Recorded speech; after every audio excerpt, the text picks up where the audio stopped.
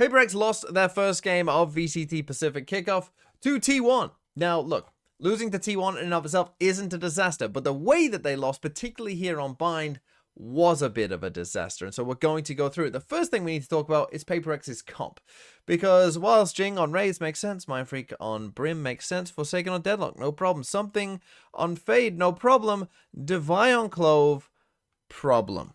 Now look, those of you who are fans of the channel know that I'm not the biggest fan of Clove, and even though Clove maybe got a bit better with the ping changes and the after death smokes things, Clove just doesn't work here for a multitude of reasons, for specifically PaperX, but also in general, right? There are so many good agents right now that picking Clove just doesn't make sense, right? There are so many things that you could pick otherwise that are good right now and that are good on Bind, right? Whether it's Teo, Vice, Sky, Gecko, Viper, right? Like all of those, straight off the top of my head, are better options than Clove and would be better in this comp, and Devi could probably play them as well. A crucial thing with PaperX and their comp as well in this game is that for PaperX and the way that they like to play, having a no flash comp just doesn't make any sense. And we're going to see the kind of problems that they had with that in the very first round.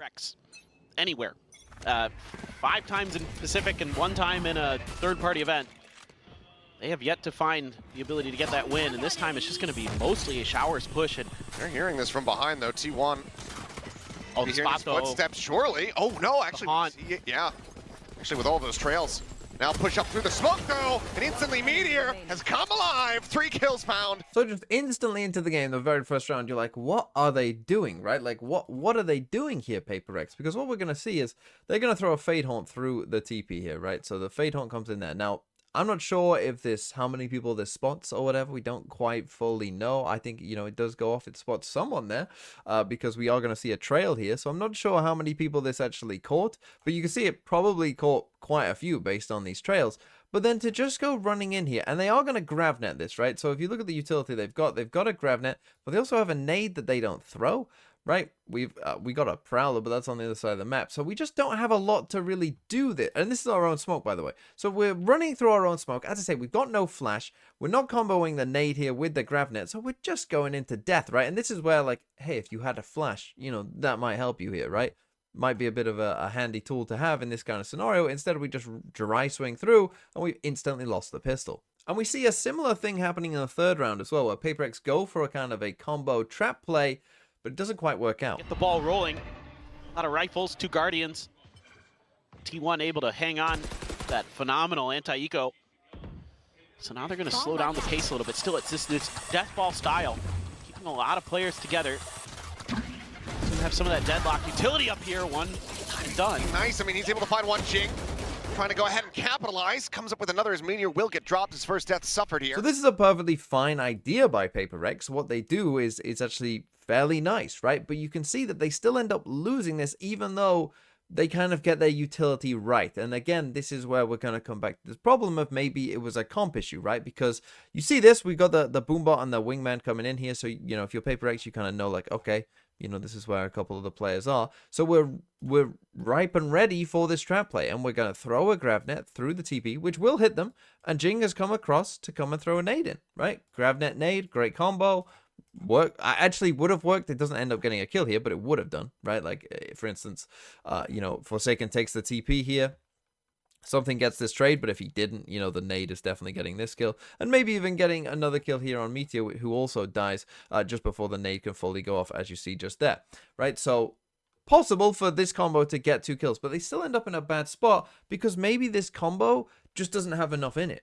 Right, maybe all we're doing is Gravnet nading and then just dry swinging in ourselves, right? So again, if we have a flash with this as well, right? If this is, you know, a Sky that something is, you know, it probably wouldn't be something on Sky, but, you know, if it was and we flash this as well, right, then these guys are in a lot of trouble, right? These guys are absolutely just mauled to death, right? But we don't. We just have the Gravnet. We just have the nade here as well. And there is even potential, and, you know, I talked bad about the Clove, but there is even potential here for Divide. Why aren't you throwing this metal in here?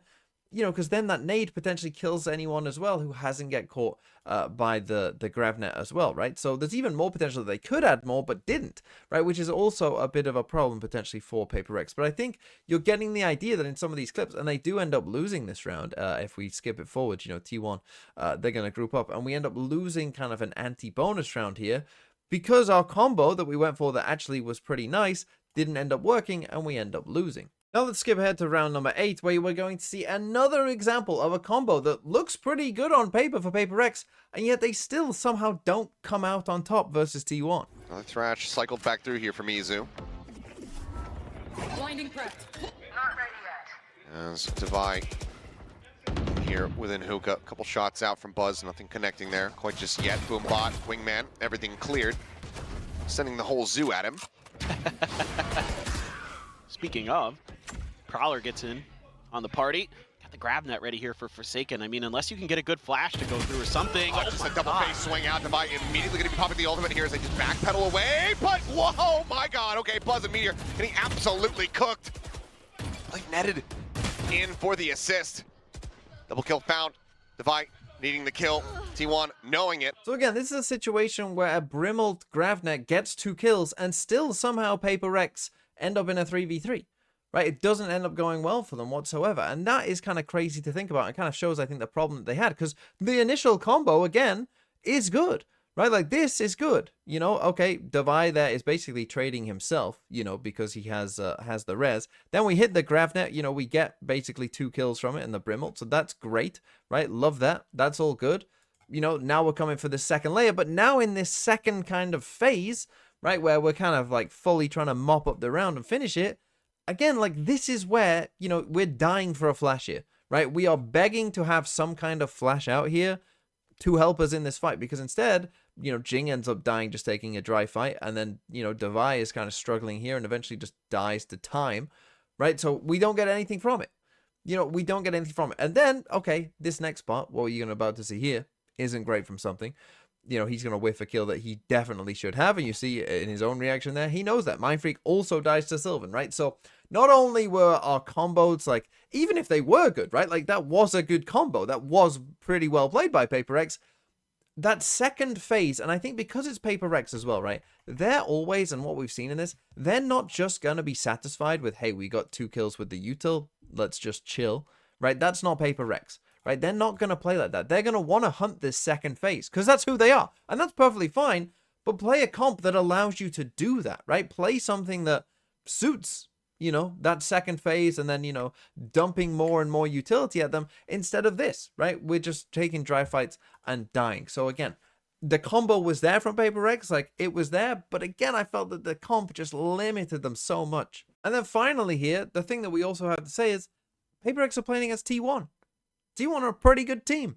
Very good team, right? They know what they're doing, and so you can't afford to give a really good team kind of these extra opportunities because then they will start punishing you with some good rounds themselves. Gets them a couple key kills to get through to that A site.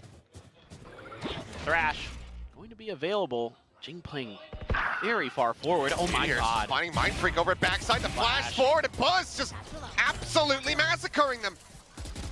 Just no hope. So yeah, when you're playing in these kind of games versus a team who can aim back, you know, about as well as Paper Rex can, you know, you can't afford to give them some rounds that you probably should have won because you're going to end up in a situation like this. We go for the Vice Flash, you know, that clears it. Then we go for the KO Knife, that fully clears it, right? And Paper Rex did struggle against this KO Knife a little bit here. They see that Hooker is then free. We then just get Meteor swinging out. He beats Mind Freak in just the straight one-on-one, expecting, you know, perhaps, you know, it's a bit too obvious here. You know, no one's in Hooker. Someone's going to be there because it's Paper Rex. And then, you know, this again is good by T1, right? Great timing on the flash, perhaps knowing, you know, what Paper Rex are likely to be doing in anticipation of that first kill, right? Just good stuff. And then obviously the round is already over, but, you know, good luck getting through that and trying to flood back in if you are Paper Rex at any point, because that's what, you know, this comp can do as well. So, you know, T1 are a good team, right? They are a good team, and clearly they were playing, you know, pretty well, as you see from some of these clips.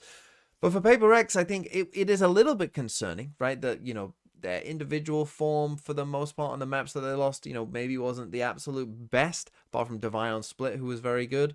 And then you see that I think that this comp, like they had, that you just can't.